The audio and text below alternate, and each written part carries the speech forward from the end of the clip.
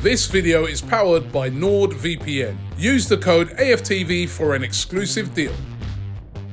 AFTV, I've got Michael here. Mike, your debut on AFTV today. It couldn't have gone any better. A 2-0 away win at St James Park against the Newcastle side that this time last season dashed our hopes of top four. How are you feeling?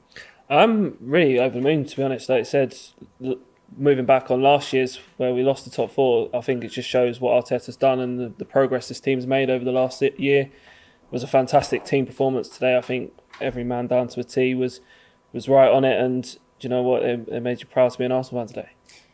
Do you still believe? Because a lot of people, including myself, after the West Ham and especially that Southampton result, thought the title chances ended there. But what this win does is put a point behind City. Yes, they've got a game in hand, but they've got 3 away fixtures in their last 4. How are you feeling about it?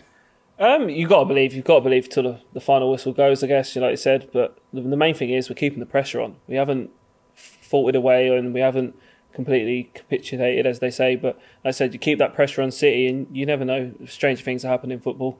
You just need to...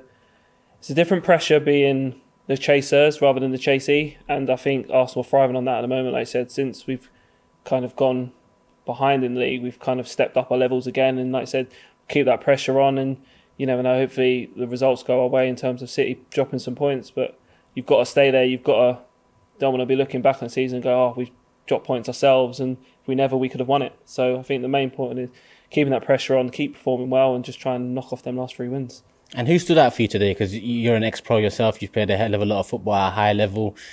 Today, the whole team pretty much played well. I know Zinchenko got subbed for Tierney, but Tierney came on and made a good account for himself, probably deserves to start the next game. Jorginho got man of the match officially on Sky. We gave him man of the match as well on the panel. Who was the standout players for you? Like I said, I'm mainly going to stick towards Jorginho. I think he brought that level of composure and experience in the midfield. I think we spoke about it before the game. Was it the right decision? And I think he justified that today. I think he was immense in there. Like I said, it wasn't more his running or his positioning. He knew he was picked up good positions, cut out a few dangerous attacks from Newcastle, especially in the first half.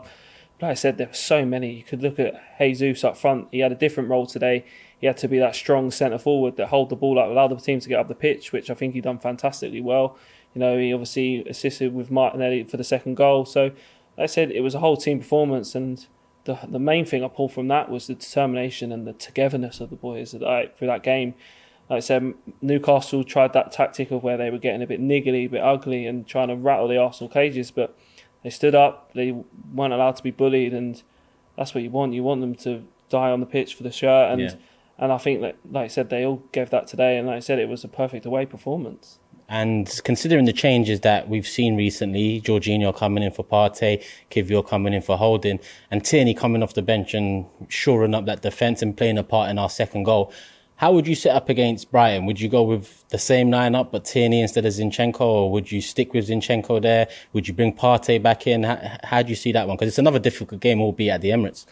I think Jorginho's justified another start for me. I think, like I said, he was so good today, and Tierney as well. I think once he stepped on that pitch, the Newcastle pressure kind of dispersed. I think he shored us up and he was immense. And like I said, you've got to reward players when they're playing well, because otherwise you need them to be ready at all times, because you don't know when there'll be an injury or drop of form. You need all of them singing on the same hymn sheet, as it were. And like I said, Tierney showed that today. He stepped on that pitch and he delivered straight away. He didn't take 5-10 minutes to warm into, straight in, and I said he nullified a lot of threat down that side. And like I said, going forward as well, he showed a bit today, and just that bit of desire to put your foot in. I was screaming it on the show, like when the balls were going across our box, get out to him, get your body in the way. And he was just there, and that's what he was doing. And like I said, as a defender myself in my career, you thrive yourselves on clean sheets, and that's what the boys got, and they thoroughly deserved it.